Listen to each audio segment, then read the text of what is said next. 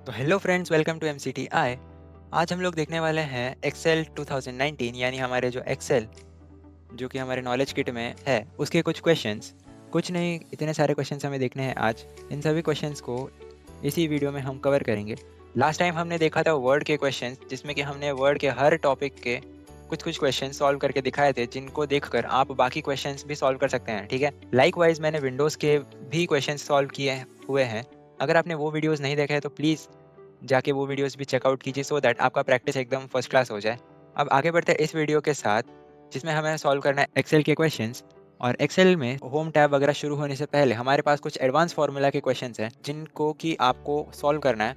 अब advance formula के जो क्वेश्चंस हैं, मैं इनको पूरा सॉल्व करने वाला हूँ। वाई? बिकॉज एडवांस फार्मूला के मोस्ट ऑफ द क्वेश्चंस कई बार पहले एक दो बार में समझ नहीं आते, तो मैं ट्राई करूंगा इन सभी क्वेश्चंस को भी कवर अप करूँ, जिससे कि आपका प्रैक्टिस एकदम बढ़िया हो जाए। ठीक है, तो चलिए बिना किसी देरी के शुरू कर देते हैं। तो ये मेरा पहला क्वेश्चन है, जिसमें कि मुझे क्या कहा है कि use appropriate function to calculate average marks for all the students in column M. ठीक है, तो कॉलम एम ये है मेरा। ठीक है, तो इसमें मुझे क्या करना है कि एवरेज मार्क्स कैलकुलेट करने हैं। और एवरेज मार्क्स मुझे कैलकुलेट कैसे करूंगा मैं, मतलब कहाँ से करूंगा? तो मेरे पास सब्जेक्ट्स के मार्क्स, जैसे फिजिक्स से साइंस तक के जो मार्क्स है वो मेरे पास है यहाँ पे। ठीक है, और एवरेज क्या होता है? बोल सकते हैं हाईएस्ट से लोएस्ट, या फिर लोएस्ट से हाईएस्ट नंबर के बीच का जो नंबर होता है। जो कि आप कह सकते हैं कि अगर मैंने उस नंबर को आपको बता दिया, जिसको आप कंसीडर करके चल सकते हैं कि आपके जो बाकी सारे सब्जेक्ट्स के मार्क्स भी कुछ उसी रेंज में आए होंगे। ठीक है, ये होता है एवरेज। अब एवरेज का मतलब तो मैंने आपको बता दिया। इस क्वेश्चन में एवरेज कैसे सॉल्व करना है, कैसे निकालना है, वो चलिए देखते हैं। ये मैं आ चुका हूँ हमारे M2 सेल में। ये रहा मेरा M, मतलब हमारा कॉलम जहाँ पे M लिखा हुआ है, और ये रहा मेरा रो जहाँ पे नंबर 2 लिखा हुआ है। इसीलिए मैंने इसको M2 कहा। आप चाहे तो यहाँ पर भी देख सकते हैं आपके सेल का नाम क्या है, ये नेम बॉक्स कहते हैं इसको। ठीक है, तो यहाँ पे अभी मुझे क्या करना है, सबसे पहले तो फॉर्मूला लिखना है। फॉर्मूला कैसे लिखूंगा? फॉर्मूला लिखने के लिए सबसे पहले मुझे अपने कीबोर्ड से इज इक्वल्स टू टाइप करना पड़ता है हमेशा। ठीक है, तभी जाके आप कुछ भी टाइप करें तो फॉर्मूला में काउंट होगा, वरना बिल्कुल नहीं होने वाला है।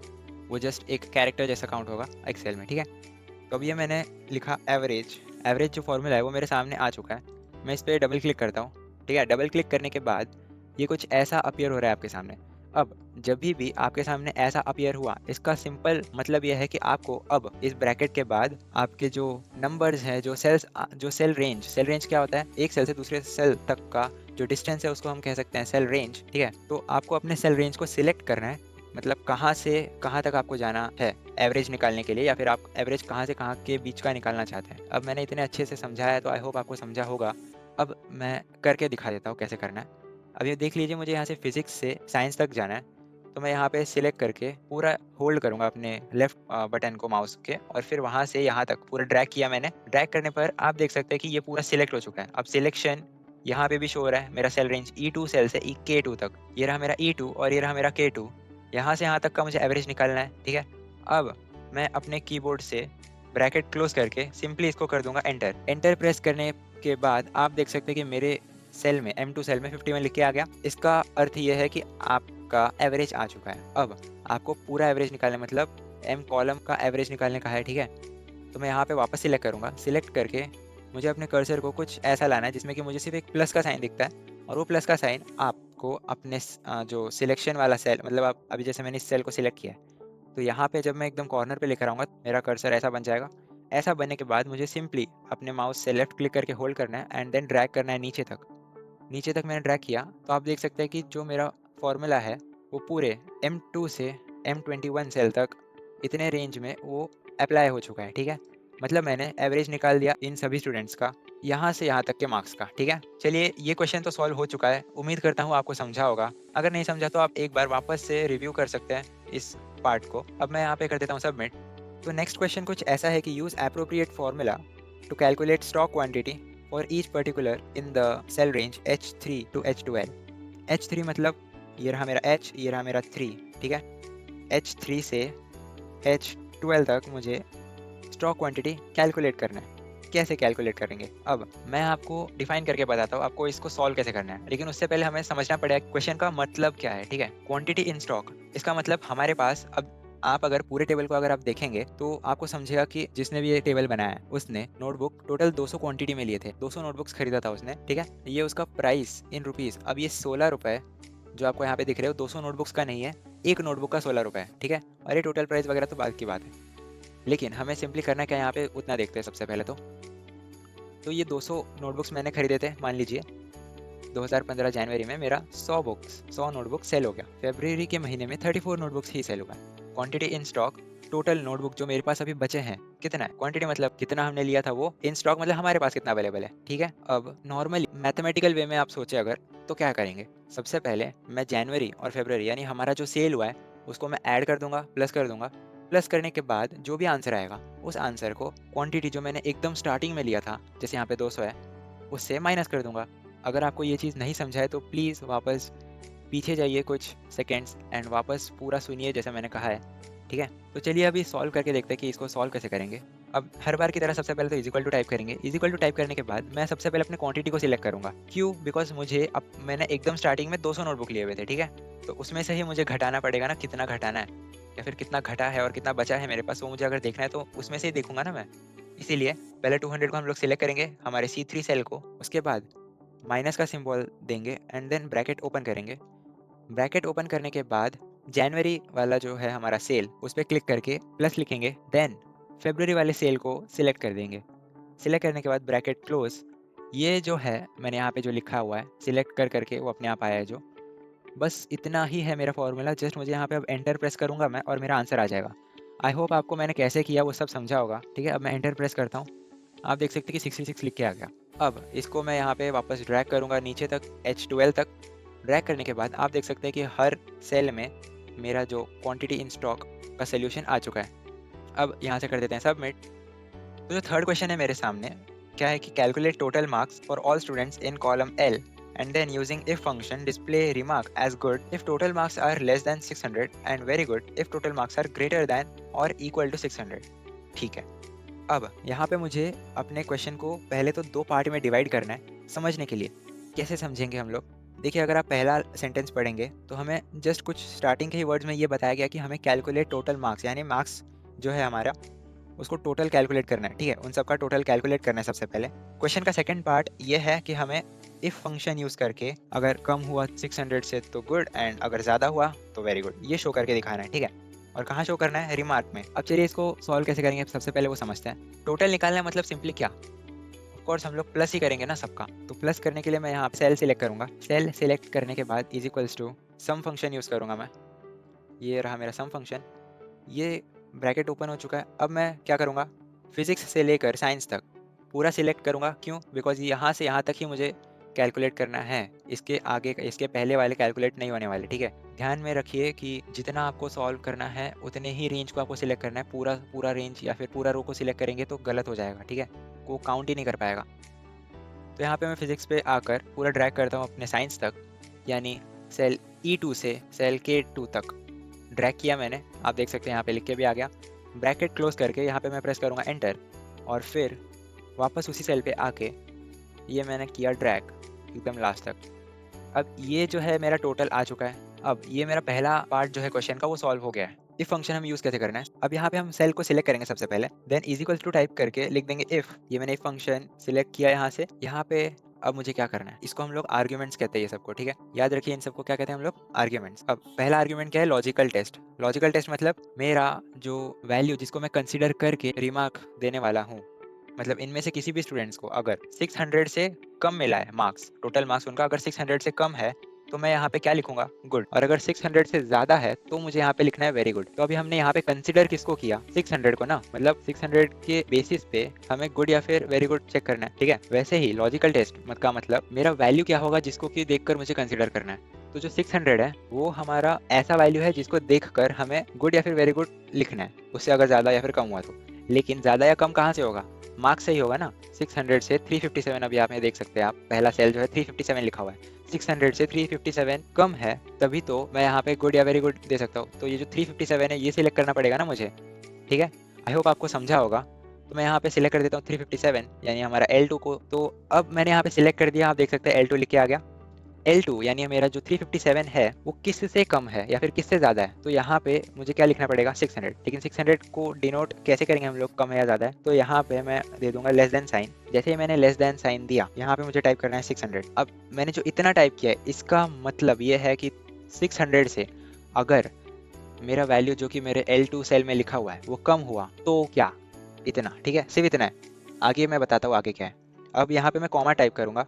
अब आगे जो मेरा आर्ग्यूमेंट डार्क हुआ है वो है मेरा value if true. Value if true का मतलब अगर 600 से मेरा जो सिलेक्टेड सेल है L2 जिसमें 357 लिखा हुआ है, ये अगर 600 से कम हुआ तो मुझे क्या लिखना है? गुड लिखना है।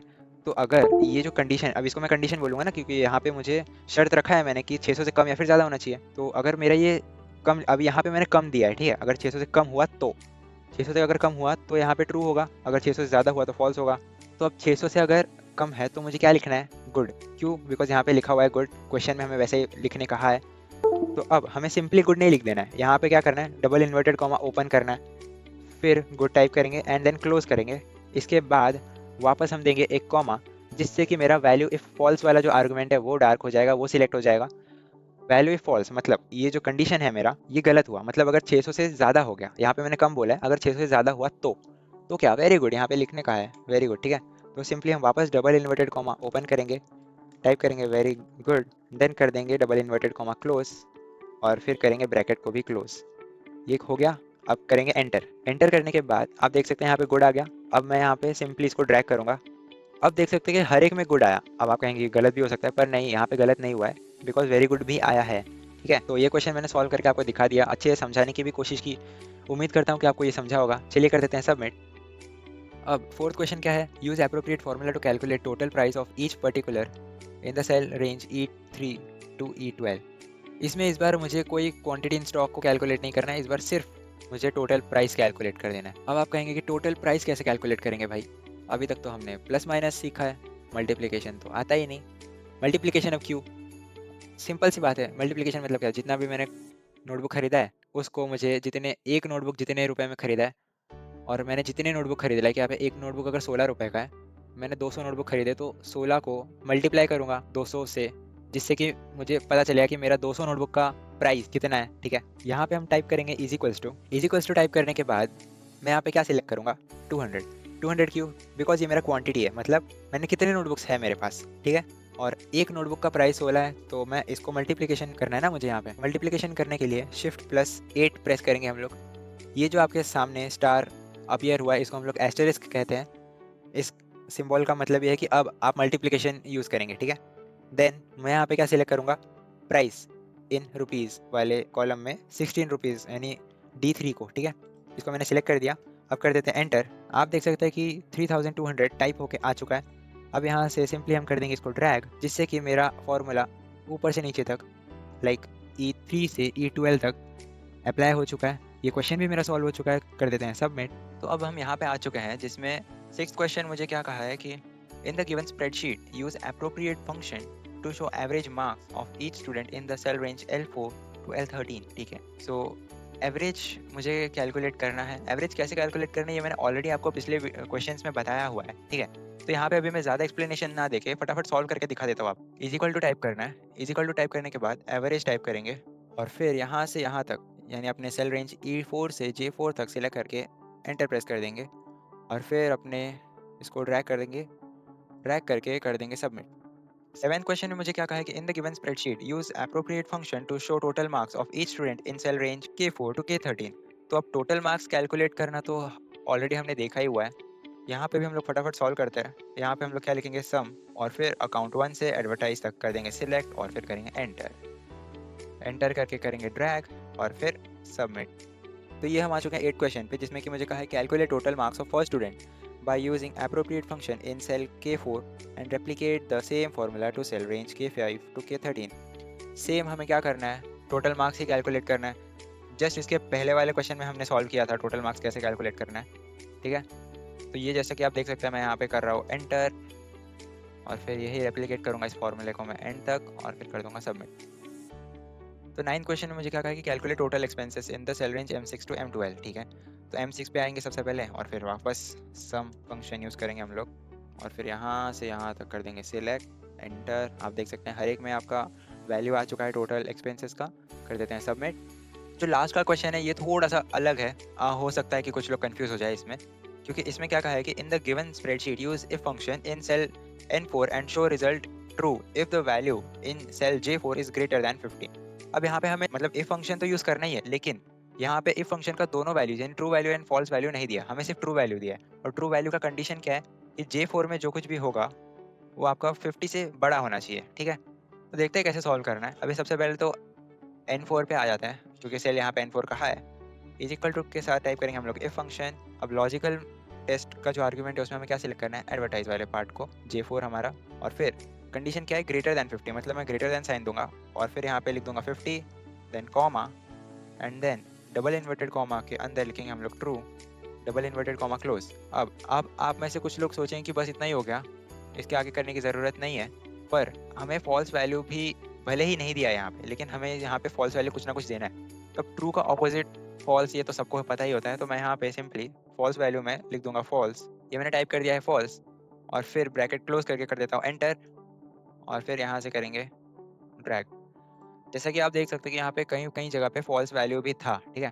तो अब देखते हैं क्वेश्चन सही है या गलत। तो आप देख सकते हैं कि आपका क्वेश्चन एकदम सही है।